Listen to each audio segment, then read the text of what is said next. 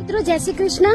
અને જે કહેવાય છે ને કે જેને કંઈક કરવું છે એને કંઈ અડગમનવાના માનવીને હિમાલય પણ નડતો નથી, એવી રીતે આજે આપણા જે ઠાકોર સમાજની આન બાન અને શાન એવા ત્રણ ભાઈઓ, એમની જોડી કોઈ ના શકે તોડી, એવા ત્રણ ભાઈઓ મેં એક ફોન કરેલો અને એક ફોન ઉપર એક વિધવા માની મદદે આવ્યા છે.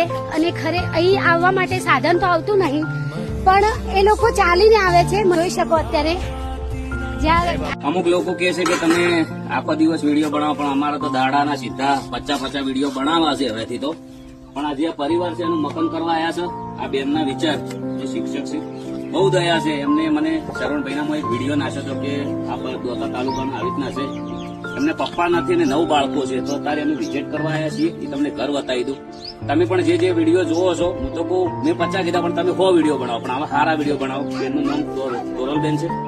એમના વિચારની વાત આખી કે આ વિસ્તારમાં એ શિક્ષક છે અને એ બાળકોને ભણાવે છે.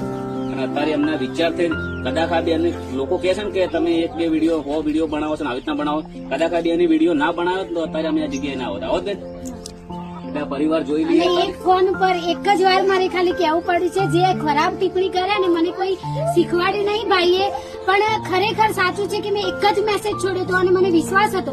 એટલે એમના અંદર જે માણસ તો બધા હોય, પણ અંદર માણસાઈ ન હોય ને તો માણસ ના કહેવાય. અને મારા બેન, તમારી વાત, મારા વિચાર હતા કે એક જ દિવસે જે 2 મકાનના મુહૂર્ત કરું સેવાનું, ત્યાં 4થા નંબરનું છે, 5મા નંબરનું બીજું એક જ દિવસની અંદર ટૂંક જ સમયમાં થઈ જશે. બેન તમારે હું બોલે કે ગબ્બર ઠાકોર બોલે આ મકાન પૂરું કરી આલે થઈ જશે. ચલો જોઈ લઈએ.